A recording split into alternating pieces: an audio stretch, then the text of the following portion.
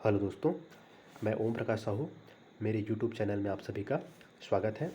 आज हम लोग छत्तीसगढ़ की जनजातियों के संवैधानिक प्रावधान से बनने वाले महत्वपूर्ण एमसीक्यू को देखेंगे। तो शुरुआत करते हैं। सबसे पहला प्रश्न है हमारा, भारतीय संविधान का आर्टिकल 244 किससे संबंधित है? तो इसका आंसर होगा आपका ऑप्शन सी, छठवीं अनुसूची। देखिए, जो छठवीं अनुसूची है उसका संबंध किससे है? तो जनजातियों की प्रशासनिक व्यवस्था।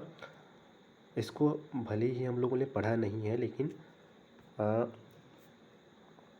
जब हम लोग संविधान पढ़ेंगे तो इसको अच्छे से देखेंगे, है ना।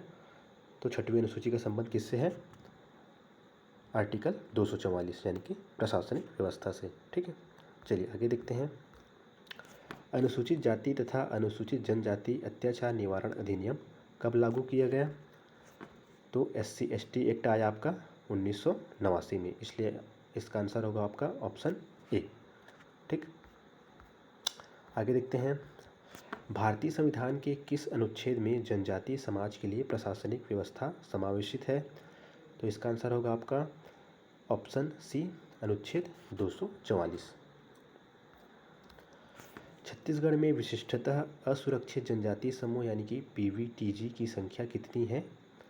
तो छत्तीसगढ़ में कुल विशिष्ट पिछड़ी जनजातियों की संख्या पूछा जाए तो आंसर होगा आपका 7।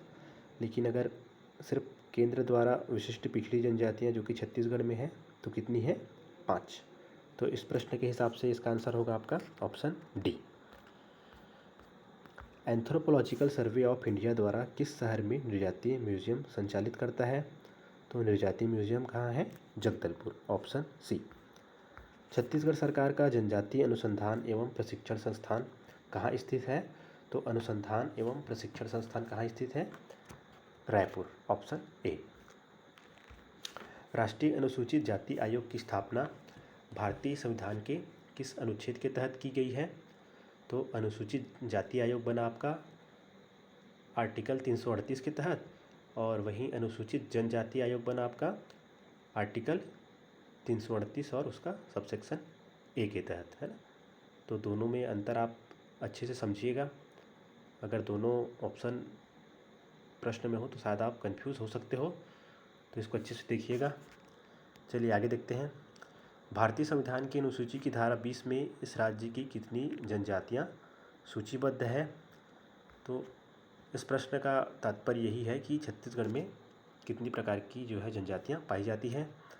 तो इसका आंसर होगा आपका ऑप्शन डी, 42। छत्तीसगढ़ जनजातीय अनुसंधान केंद्र कहाँ स्थित है? तो छत्तीसगढ़ जनजातीय अनुसंधान केंद्र रायपुर में, ऑप्शन सी। छत्तीसगढ़ सरकार का आदिवासी अनुसंधान और प्रशिक्षण संस्थान, वही प्रश्न है, फिर ये रिपीट है ना। आंसर होगा इसका रायपुर, ऑप्शन ए। छत्तीसगढ़ में किस जिले को जनजातियों की भूमि कहा जाता है? तो आंसर होगा इसका बस्तर, ऑप्शन सी। नए परिसीमन के अनुसार छत्तीसगढ़ विधानसभा की कितनी सीटें अनुसूचित जनजातियों के लिए आरक्षित हैं? तो इसका आंसर होगा आपका ऑप्शन ए, अनुसूचित जनजातियों के लिए जो विधानसभा में सीटों की संख्या है वो है 29, और अनुसूचित जातियों के लिए विधानसभा में सीटों की संख्या है आपका 10। ठीक है, दोनों को याद रखिएगा। आगे देखते हैं। छत्तीसगढ़ में जनजातीय अनुसंधान एवं प्रशिक्षण संस्थान कहाँ स्थित है? देखिए प्रश्न कितना इंपॉर्टेंट है, बार बार पूछा जा रहा है ना, तो ध्यान रखिएगा। Option A, Raipur. ठीक है दोस्तों, जितने भी MCQ हमको करने थे वो कंप्लीट हो चुके हैं। अब आगे की वीडियो में हम लोग जितने भी टॉपिक्स आगे पढ़ने हैं उनको धीरे धीरे कवर करते जाएंगे। Thank you. अगर आपको मेरा वीडियो अच्छा लगा हो तो ज़रूर लाइक, शेयर और सब्सक्राइब कीजिएगा। धन्यवाद।